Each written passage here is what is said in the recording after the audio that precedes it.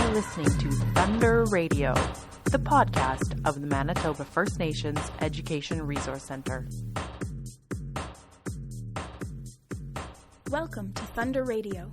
I'm your host, Kim Kakigamek. The topic of suicide is not an easy one to discuss. It can be very difficult to talk about and sometimes very painful, but it is something that has to be faced, especially because today the rate of suicide is 10 times higher on reserves than the rest of the population of Canada. Here at MFNERC, we have a suicide prevention liaison officer on staff, Kevin Kipling. Hi, Kevin here. Good, how are you? No, I've been traveling quite a bit. I sat down with Kevin to talk about his work, the struggles, the reasons why he thinks so many First Nations young people are using suicide as a coping strategy, but also what's being done to help and what resources are out there, and above all else, that there is hope. So first we'll start off with describe your job here at MFNERC. Well, right now I have two roles here. One role would be to develop and implement the HELP program, and that's a Helpers in Life Education program. And what we're doing there is we're just certifying school counselors, because what we found, a lot of our schools are operating without school counselors, so the kids don't have someone to go talk to. And what I mean by school counselors is not the type of counseling where you go into the office and then they tell you what kind of courses to take, but someone to talk to about their issues, whether it's mental health or stuff going on at home, things like that. Because what we're finding is a lot of what's happening out in the community ends up at the school at some point. So they're bringing those issues to school. So I'm doing that program, but what I've done is I've secured an additional pot of money from Healthy Child Manitoba to do suicide prevention, mental health, kind of off the side of my desk to get the ball rolling in that area. That piece has probably taken up more of my workload, is with the daily requests and stuff for suicide prevention stuff. And so the work that you're doing, what drew you into the field? It just kind of happened.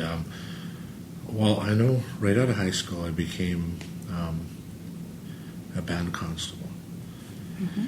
And I was working in Saugeen First Nation, but I was always going into the First Nation communities surrounding and worked closely with the RCMP, and some of the times I was first on site at, say, suicide attempts, or so there are people who wish to die by suicide went through with their wishes to die.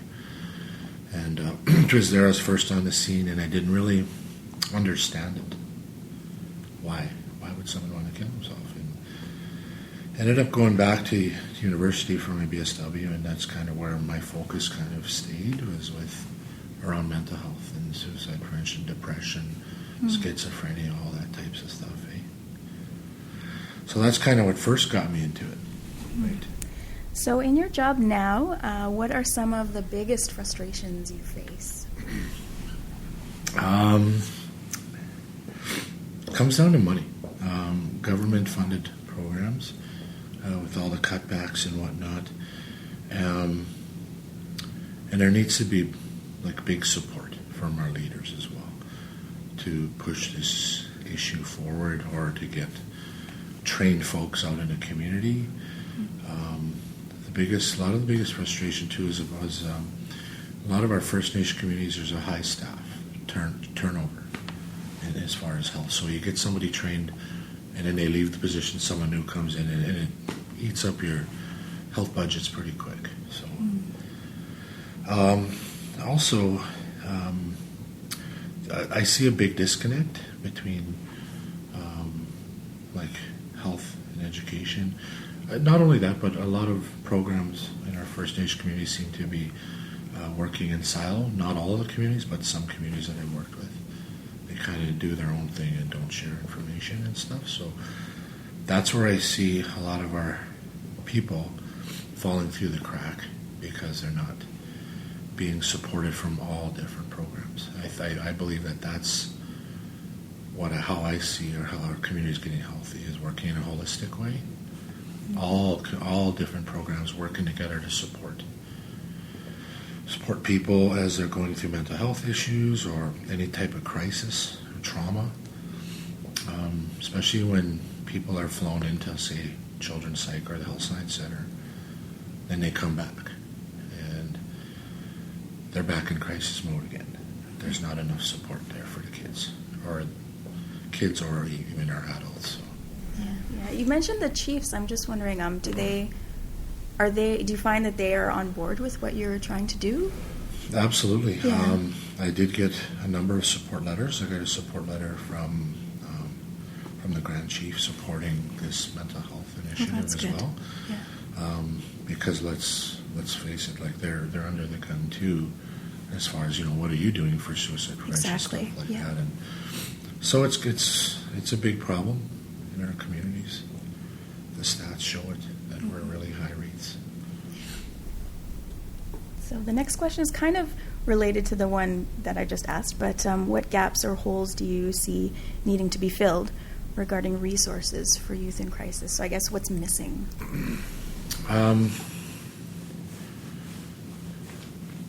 I just, again, all working together with health and education. The biggest gap that I think is there needs to be more dollars put towards these programs, more training. There needs to be probably more people doing what I'm doing right now and just focusing directly on the schools, right, with the youth and building capacity by training the teachers and stuff like that and administration staff. And it's not only teachers need to be trained, like we got kids coming and opening up to, say, the janitor or what I've seen too is a lot of the kids are coming to, say, phys ed teachers or shops teachers as well. And it seems that they're coming to these people because they're not actually sitting them down and asking them face to face, what's your problem? They're actually doing something and then throwing those questions in there. Mm-hmm. But again, it comes down to money. More to develop more resources for our kids. This is a very broad question, but in your opinion, why are today's young people, and not just young people, adults as well, deciding that taking their lives is the only answer? What I've noticed over my years of experience working with the crisis units and the crisis lines, stuff like that, going to the kids' homes and talking to them, doing my mental status exams that I used to do back in my old job. But what I noticed is that a lot of our people are using suicide as a coping mechanism, way to end the pain, the emotional pain that's happening. A lot of our youth feel that whatever happened to them is happening now and is not going to end. That the emotional pain they're feeling, whether it's relationship breakup, bullying, whatever, that the pain they're feeling is not going to go away. And the only way to end it is by killing themselves. And in some issues and some situations. Also, we have kids that are really young, and the way that I interpret it, or with my past experience, I see it as a learned behavior, and it can be prevented at any time, I believe. So, again, the biggest thing that I think is that a lot of our kids too our youth are not taking enough time to sit and learn the teaching skills they need, like the problem-solving skills from our elders and whatnot. Life's really fast for them. They're seeing a lot of things on the internet at a young age where their brains can't comprehend and take that information and filter it. Also, I see a lot of social anxiety from hours and hours spent on the computer, here we go again, the video games.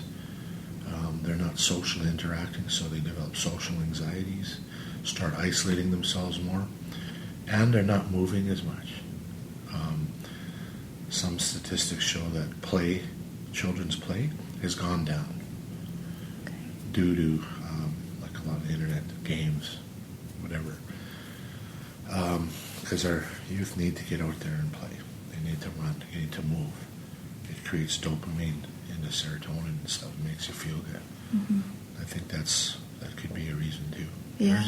There's a lot of factors, whether it's health determinants. Could be poor living conditions. Sometimes you got 15, 16 people living in a 2-bedroom home. So overcrowding, especially in isolated communities, not much resources there. Again, alone a lot. Mm-hmm. Big one too is a lot of our kids who are, say, kicked out of school. Now they're at home doing nothing, and that's something we need to look at as well. Yeah. So you kind of mentioned this, but then the next question was how big of a factor is isolation? It is huge, especially when some of the communities I've been to, it's $16.99 for a 4-liter jug of water. But also just that isolation, getting up every day, not having much to do, that's when depression sets in, and you're not moving as much, and there's not much to do. Isolation, their resources are really low, and it costs so much for someone to come in and say do assessments, things like that, mental health problems. But again, it comes down to lack of resources, isolation, the cost of transportation. Like, it costs more for me to fly up north in our own province than it does for me to go to Toronto or Ottawa or wherever else. So transportation is huge for their people, and the cost of food, daily living stuff. So yeah, that's a couple of the problems of being in the isolation. Okay. So what help or resources are available now? And I realize it probably is very different from community to community, but I guess just in general, what's out there for people? Well, the First Nation Health, they do have mental health workers, suicide prevention coordinators in some of the communities, the NAPES, National Aboriginal Youth Suicide Prevention Strategy. They do have suicide prevention workers out there.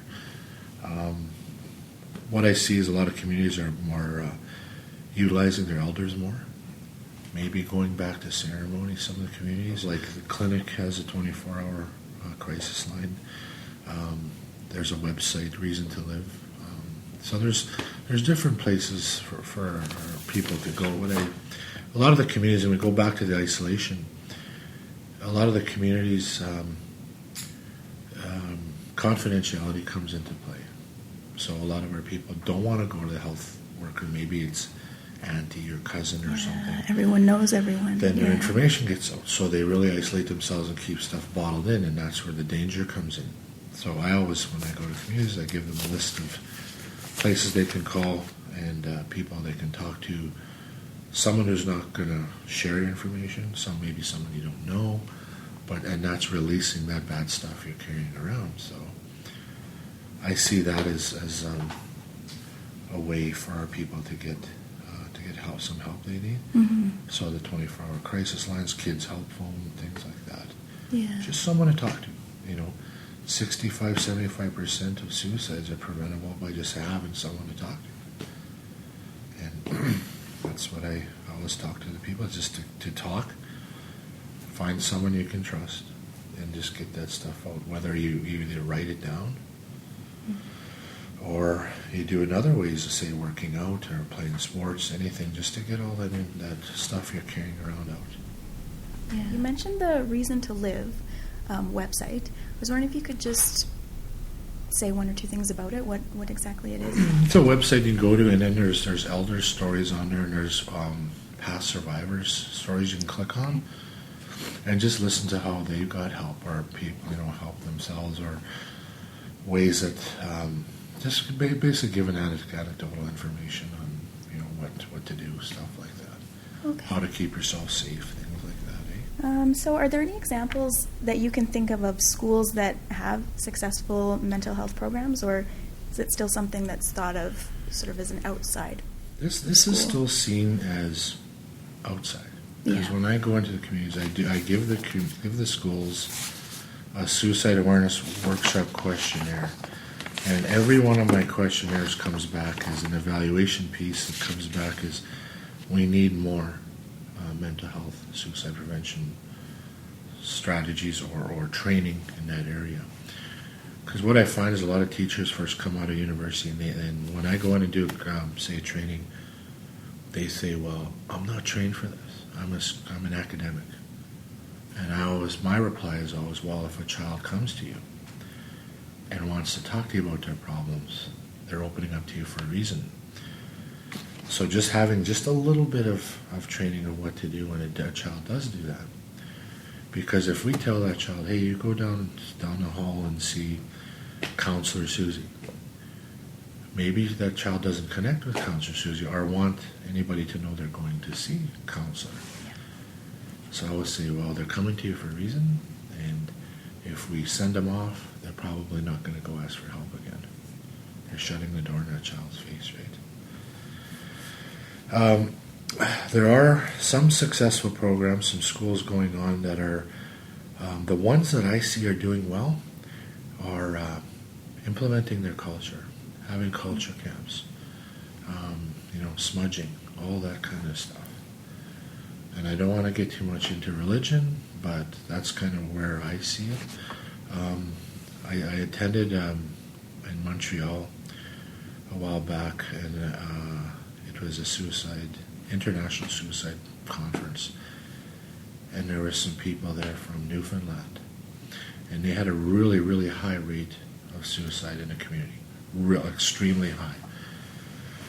And they came together as a community. Each program started working together: school, education, CFS, all that stuff, health. And what they did was they started monitoring Facebook. They developed a crisis team right in the community that would, if they seen something posted on Facebook, they knew who it was, they'd go right to the house and talk to the people. Things like that. So it's a success story that was really bad at one point. Mm-hmm. So that's kind of some of the stuff that I see that are doing well. Yeah. And I guess kind of in a similar vein, can you give us either some or one success story of someone that you know who's gotten help? One of the success stories I had when I was working the crisis line, I had a fella, I got to know him after a while, and I did see him, ran into him in my old hometown. He's doing well now. He did want to die, and he called me. I didn't know who he was. I didn't ask him his name right away. I just basically remained calm, let him talk about his problem, why he wanted to die. I asked him what his plan, if he had a plan, things like that, and he was actually really close to dying. He had a gun and stuff like that, and was in his truck alone, isolated himself. So I talked to him for about 4 or 5 hours, basically just let him talk.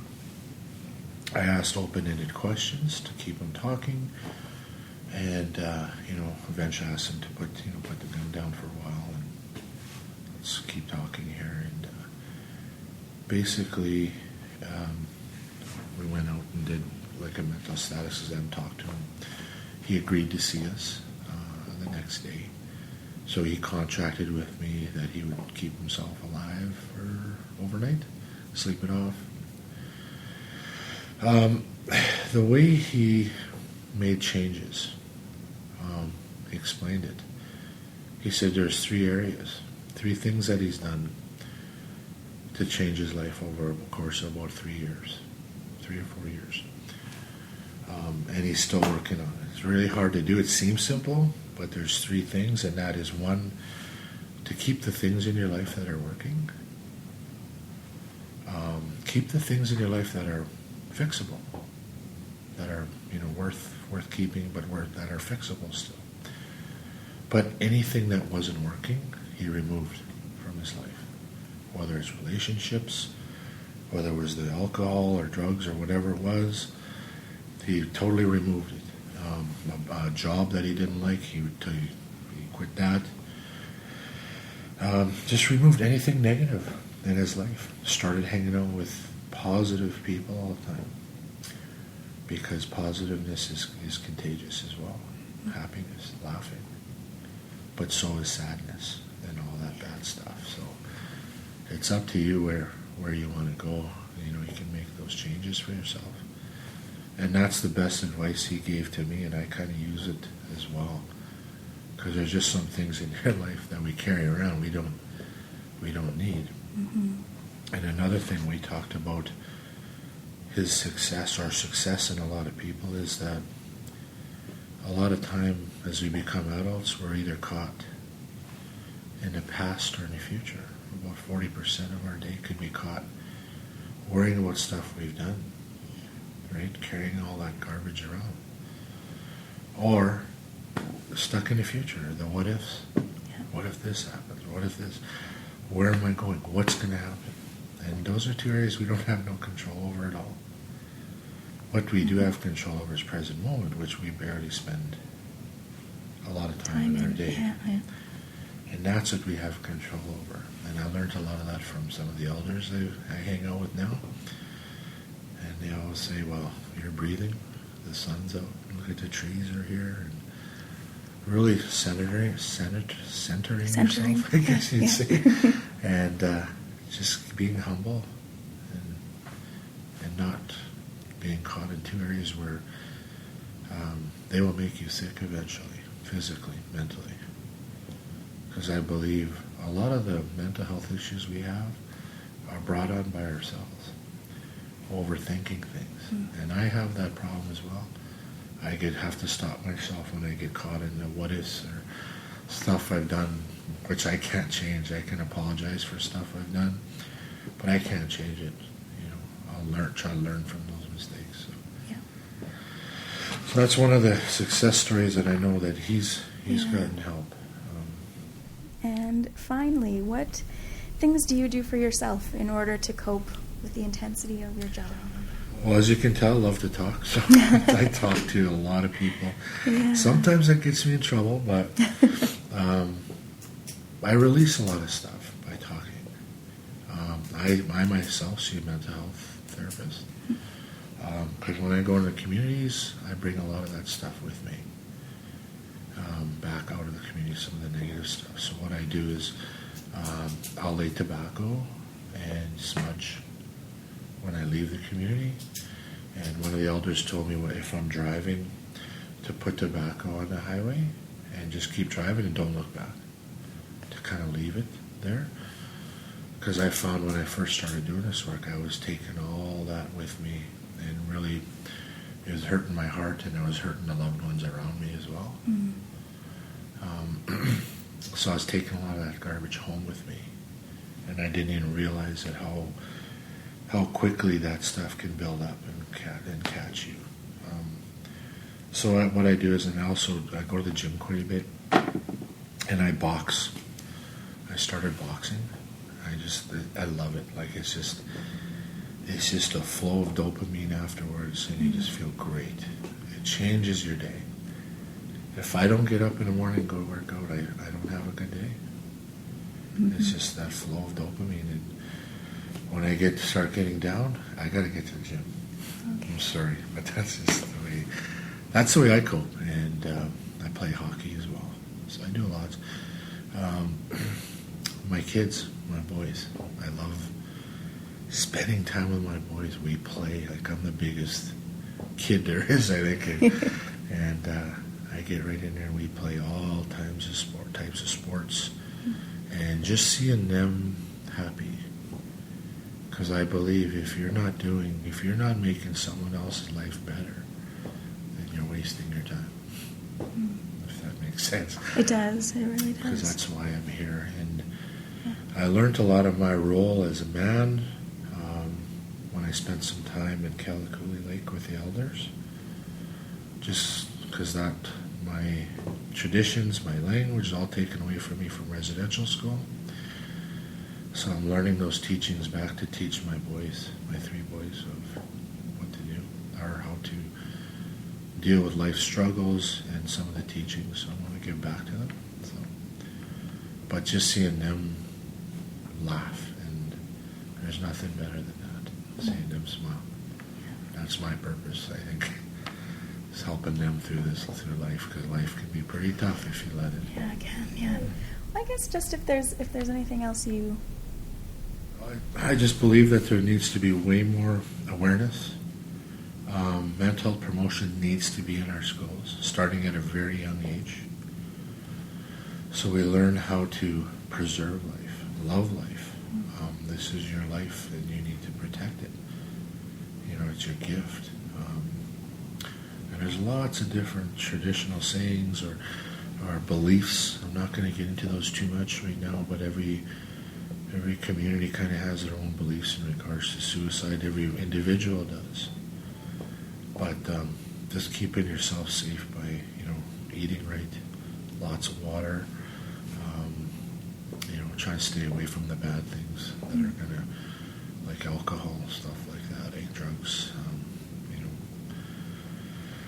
all the stuff we hear all the time. But just keeping yourself safe, keep it moving, get active if you can, because that's, even if it's just 10 minutes a day, starting off. Because a lot of people that are depressed, very tough for them to get out of bed sometimes, or move, or get some motivation going.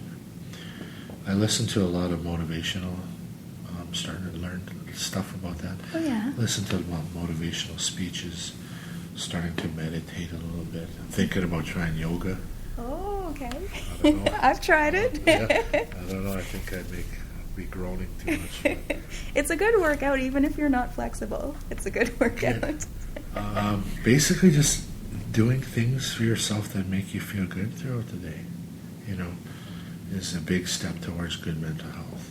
Taking and being generous, like teaching my boys to do one good thing for somebody without asking for anything back. Okay, sounds simple, but like once a day I'll be in Tim Hortons line, I'll buy the person behind me coffee and just take off. Sounds small, but that person can't say, hey, thank you, and that's not what I'm looking for. Yeah. Just really trying to learn the 7 teachings and follow them. Very tough to do. So one of the elders told me that, you have to love yourself before you can love anybody else, truly.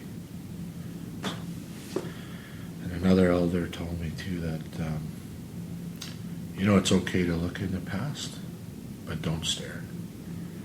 Because then you're walking backwards in the future. You don't know what's coming. Right? That's all I basically had to say. Just the one thing that keeps coming into my mind is that so many people think that this issue is just hopeless. So I guess my question is, do you see in the work you do, is there hope? Absolutely. I see there's hope. And basically how I see it is understanding mental health, getting to know what's going on. For example, I had a young guy that I talked to. He didn't understand what was going on inside his brain. He took a drug on the weekend. Didn't know what he was taking. Turned out to be ecstasy or something. So he thought he did permanent brain damage. The next couple of days, he thought about suicide. Didn't know what he did. He thought he couldn't. He was still feeling the effects of the drug. But I went in and talked to him, and it just kind of explained. Really, he didn't say much, but just explained of what that type of drug will do to your brain and the after effects, how you're going to feel. You're going to feel really crappy about yourself, and things you've done in the past are going to come back. All that stuff, whether you call it a hangover or whatever, the blues, there's a period of time after you're done using that your body's not producing the endorphins and the serotonin, different things like that. So there's going to be a time period where your body has to rebuild again. But by just me explaining that to him, probably saved his life. Oh. Because he, the next day got better. The next day got better. Then I seen him at the store, and he actually come give me a hug, and he says, "Thanks, man," and he's doing well. But by just learning that's what's going on, there needs to be mental health promotion, and in all our schools, our school divisions, you're going to see a lot of mental health promotion workers now that are in the mainstream schools. As First Nations, we need to grab that and get on it.